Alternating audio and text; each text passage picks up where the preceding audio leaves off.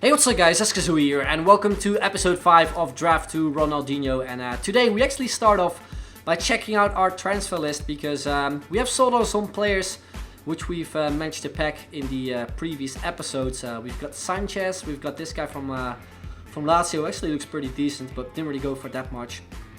Also Bernarva and Wayne Rooney as well. We got a bunch more players left which we are currently selling. So hopefully at the end of this episode we again can make some coins on those. But anyway, let's jump into a new draft. Hopefully it goes better today. Let's see which formations we get. We got the 4-5-1, 4-2-3-1 with only the center attacking mids. That one looks kind of interesting. We've got the 5-2-1-2, the 4-4-1-1 and also the 4-1-4-1. I'm really actually thinking of going with this one because I've heard Japes actually talking about a lot of good things about this one. It's pretty much like the 4-3-3, but then obviously the right mid and the left mid are kind of more wide and also a little bit further back, but I think you can change that with instructions. This one doesn't have wingers, which is kind of a shame. This one is really easy when it comes to in terms of chemistry, so we can create an easy hybrid out of this. I might actually go with the 4-5-1 to be honest. Right, who is going to be our captain? Not the most amazing picks, but we do get Abala and also the Bruyne. I unfortunately did not get the chance to play with him in the previous episode, where we actually got the 90 rated version. We can also go with Boateng and then just hope for maybe like the informed Abala. We'll go with Abala though, I think. I mean, I'm not sure what the chances are of getting his inform. We'll see. Anyway, let's move on. Another center attacking mid, and we already get the worst picks possible. Right, so again, I really hope we do better in this episode. Meanwhile, we get once to watch Lacazette. All the other players don't really link up with Dybala, do they? Nope. I guess Lacazette will be the best option. So far, we've been eliminated 3 times in the first round. It's so frustrating, honestly. The way it happened as well in the previous episode. It's right, we do get a 5-star skiller. Magidi does not play in the Premier League anymore, so yeah, which player should we go with? I mean, we'll go with Bruma, I think. He did well in the previous episode as sort of a sub. Alright, right mid. Bernardo Silva, Kandreva. I mean, Kandreva links up with Dybala actually. We'll go with Kandreva. Right. Moving on to the right back, and we get Abate, that's pretty good. We also get Karsdorp, he's actually better, but in terms of chemistry, Abate would actually help. Center mid, who do we get? We get Matuidi, that's really nice. He gets obviously the strong link to Dybala there. And then if we get like a French midfielder from the Premier League, that would be really nice, because then Lacazette obviously gets the strong link, and Matuidi will be, or actually he won't be on full cam. What am I saying? Anyway, we'll figure it out. Right, center back. We get Bonucci, Koscielny, Umtiti, De Vrij, Perrin. Bonucci will be on full cam if we go with him, so that's a bonus because he obviously gets the perfect link with Abate. I think we'll go that route. Right, next center back. We get a silver. We get a very pacey one though. Oh, that's Skelvik. He used to be a left back, I think, because I remember using him for a squad around, I think, El Yunusi last year. We'll go with him. He might be handy at some point. I don't know. Right, left back. We get a player from is that Leipzig? Yeah, it must be actually. Yeah, like he gets full chemistry if we link up with Bruma. So these two are on full chem. Right. We've got the goalkeeper left. Donnarumma would be nice, or Viviano is also pretty decent.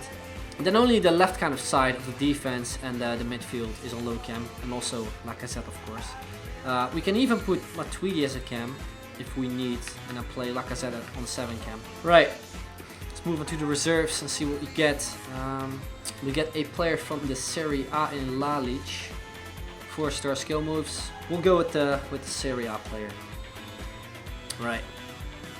And we get Neymar, we get Coutinho as well. None of these players do help us in terms of chemistry, so we'll go with Neymar as a super sub. And we get Coutinho again, we get Vitolo, Lucas. We'll go with Coutinho. Could maybe use him as a cam or something. Right. And we do get Parolo, who will fit into this team nicely. We get Rodriguez as well, but we'll go with Parolo. And then do this, I think, or actually this, and then yeah, everyone is on full cam. We only need a center back now. I mean, we can play Lacazette on 7 cam. Wouldn't really make like a big difference. So we're good in terms of chemistry this time. We get the Rossi, we got Marquinhos, Trapp, Rodriguez again. We could maybe use him as a center back. I mean, I prefer Parolo over the Rossi as a CDM or like as a center mid. Perisic. I mean, what about Rodriguez?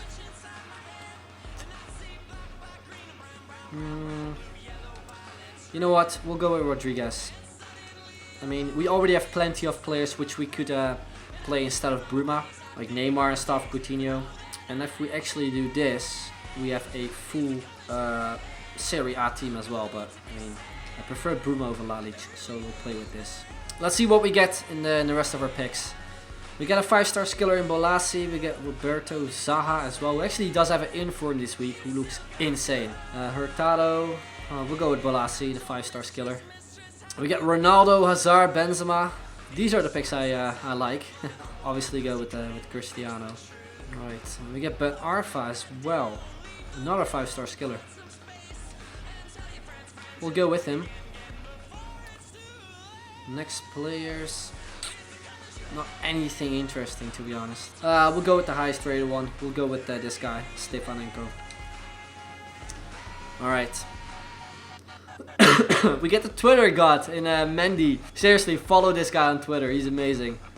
His tweets are hilarious. Alright, we've got one more player left after this. We get Gulam from Napoli, who looks like a decent left back as well. We'll go with Gulam. And then the goalkeeper. Who's going to be the goalkeeper? Handanovic and Neuer too. Ooh, Neuer is a super sub. Handanovic looks insane as well. So we'll go with him. Right, so it would be nice if we get a French manager or a Premier League manager. We don't get one, unfortunately. Right, so that's the full squad. It is 185 rated. I wonder if we can actually bump it up a little bit. I don't think so, because we have, I think, all the highest rated players on the bench. Apart from Bolassi.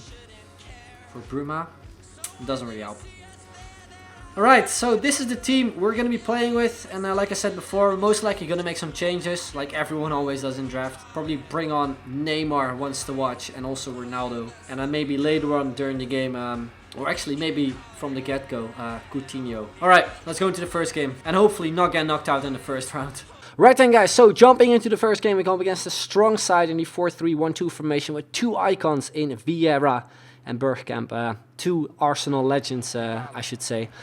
What you also notice is that there's no face cam. I actually forgot to press record whilst I actually was playing the game. I only have the audio, and I think putting the audio underneath these clips isn't really like interesting to watch, I think. What I will do as well for the future episodes of this series is just post commentary, because it is for me quicker to edit. And I think it is also more enjoyable for you guys to watch instead of watching a rage Alex, I think. Especially like seeing the feedback on the previous episode. I think it is better for me and also maybe for you guys, especially when it comes to the enjoyment of the video, to do post commentary. So we'll probably just keep doing it like this. But anyway, as I said before, we got against a strong side, but we actually took the lead in the game. A shot from Lacazette. Before that, though, we hit the post, so we were playing very well. My opponent got some chances too, and after I think an attack from Ronaldo with some skills inside the box, we got countered, and he played it out really nicely with Bergkamp and also Morata, the striker, who actually finished it off in the end. So 1-1 it was. Then we're in the 40th minute. Ronaldo again, a couple of skill moves, goes with the finesse shot. Was hoping to see that one go into the far corner as well, but this one got denied by De Gea. Then in the 53rd minute, you can see a lot of defenders at the back. I tried my best running past them. Eventually, we passed it across to Dybala, who didn't hesitate and actually shoot it into the back of the net to make it 2-1. Then straight from kickoff, he ran towards me. He went on the attack. He tried to go for, I think, the 1-2 with Welbeck. And you can just see that it is just so difficult for me to keep track of those attackers, because for some reason it just feels like they get some sort of a boost. And for those people saying that there's no kickoff glitch, like, you probably just haven't played the game enough, because there is definitely a thing that makes your players just look so dumb. Like, it looks like they're sleeping or something. Luckily though, I didn't concede. And you can see here as well, we got a chance with Ronaldo, but it got blocked off by the defenders. Then towards the end of the game, in the 87th minute, he got himself a huge chance there with Welbeck, but a very, very good save.